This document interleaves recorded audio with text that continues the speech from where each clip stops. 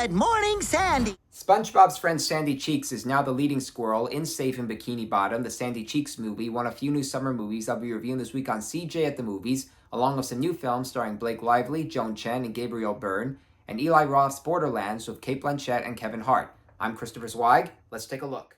Our first movie is Safe in Bikini Bottom, the Sandy Cheeks movie, spun off from the popular Nickelodeon cartoon SpongeBob SquarePants, which gives his squirrel friend Sandy the lead role as she and the Sea Sponge reunite with her family, who run a traveling circus and are given voices from Johnny Knoxville, Craig Robinson, and Grey Delisle Griffin. Wow! Sandy, this is your family? Yep. And we'll help you get your friends back. Unfortunately, they all have to be part of a dumb plot regarding Wanda Sykes as an evil CEO who kidnaps SpongeBob's friends and plans to turn them into breathable pets. Wait! Why won't they pick me? It's just like high school all over again.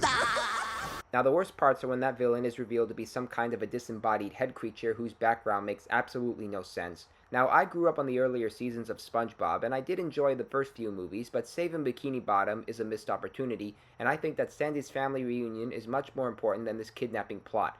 Our next movie is Dance First, which tells the story of Irish novelist Samuel Beckett, played by Gabriel Byrne, whose motto was Dance First, Think Later. Well, I think this movie should be more of an examination on his life than a summary. In his early days, we see young Beckett, played by Fiona O'Shea, dealing with the mistreatment and disciplines of his mother, him meeting the literary critic James Joyce, played by Adian Gillen, his time as a fighter for the French resistance in World War II, and his marriage to a French woman named Suzanne, played by Léonie Laquine.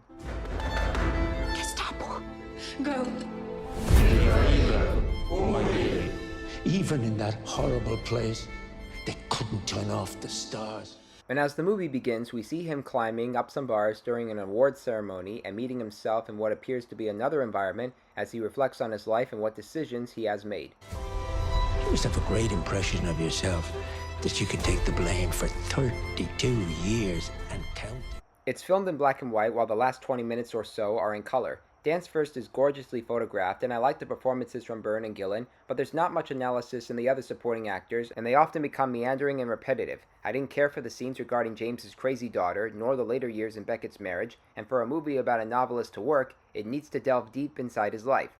Next up is the romantic drama It Ends With Us, based on the book and starring Blake Lively as Lily Bloom, a first-time flower shop owner who meets a neurosurgeon named Ryle, played by the director Justin Baldoni. They say they don't believe in romance and they just want to be friends, but you know how it goes. We all have an idea of what love can be.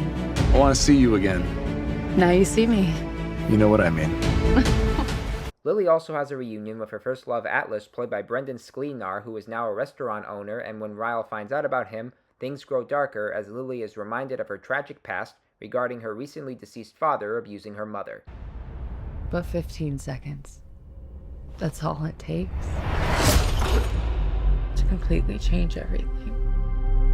I'm so sorry. The screenplay for It Ends With Us was written by Christy Hall, who just made The Exceptional Daddy-O, and they're both movies about a woman's past and present, which are levitated by exceptional leading performances. Yes, I've gotten disillusioned by the abuse scenes, and I wish I had a nickel for every time two people in a romance say they just want to be friends, but I also see how the past and present make Lily and how she learns to thrive on whatever happens in her love story, and Lively is exceptional in this very notion. I saw this the other night with my sister and her friends, and we all enjoyed it, and I think you will too. The same can't be said for Borderlands, which is a video game to movie job that's just as bad as the trailer made it to be. It looks like if Mad Max and Guardians of the Galaxy had a menage a trois with either The Adventures of Pluto Nash or Battlefield Earth. You decide. I'm expelling the excess lead. I can't go if you're looking at me. Oops, actually scrap that. I can. I really can. Actually, it's helping. Are we really waiting for this to finish? Keep looking at me. We meet a team of misfits featuring Cate Blanchett as a bounty hunter, Kevin Hart as a mercenary, Jack Black as the voice of a robot, Ariana Greenblatt as a demolitions expert teenager, Floria Montianu as her muscle, and Jamie Lee Curtis as a scientist, and they're all looking for a missing piece to restore order on their planet. At least I think so, because I didn't care what it was about. What is that smell? Piss wash gullet. Ew! Put the window up. I don't want to! Roll the window up! Roll it up! It's Pete. It's Pete. Why do you think it's called piss wash? How did I get the name? It's in my mouth! Nothing works in this movie. The performances are awful, the visual world is dismal, and the story makes no sense. It's all noise and comedy which falls flat. What's even more disjointed about Borderlands is the fact that it's directed by Eli Roth, who surprised me quite well with his horror film Thanksgiving. If Tropic Thunder had a sequel and Borderlands was a fake trailer, and there was a universe where it actually becomes a movie, the math speaks for itself. So do yourselves a favor and get back to Deadpool and Wolverine people, or you could take a break from commercial films and check out independent movies, like our last film, Didi, a coming-of-age story set in the year 2008, a month before high school begins for our young protagonist. We meet Didi, aka Chris Wang, played by Izaac Wang, a 13-year-old Taiwanese-American boy who spends his summer making prank videos with his friends on YouTube and lives with his artist mother, played by Joan Chen, his older college-bound sister Vivian, played by Shirley Chen, and their overly dramatic grandma, played by Zhang Li Hua. To prepare himself for high school, he has to learn basically every rule in the coming-of-age book. Lean into the person until your lips touch. Have you ever played the nervous game before? Are you nervous? Yes. What? I am nervous. I'm sorry. And like some of the best and worst movies of the genre, the kid must experience things for himself, which results in arguments with his mother. I'm thinking you. Come on.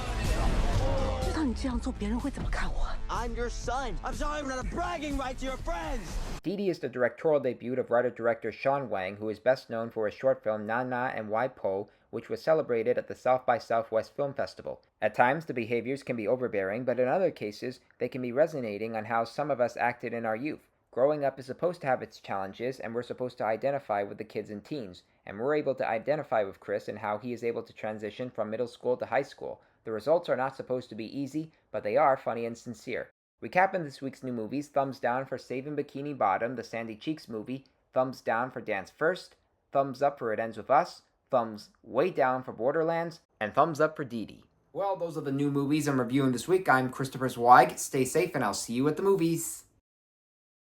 For more amazing content, please like and subscribe to my channels, and please read my reviews at cjatthemovies.com and download the new HD Radio app.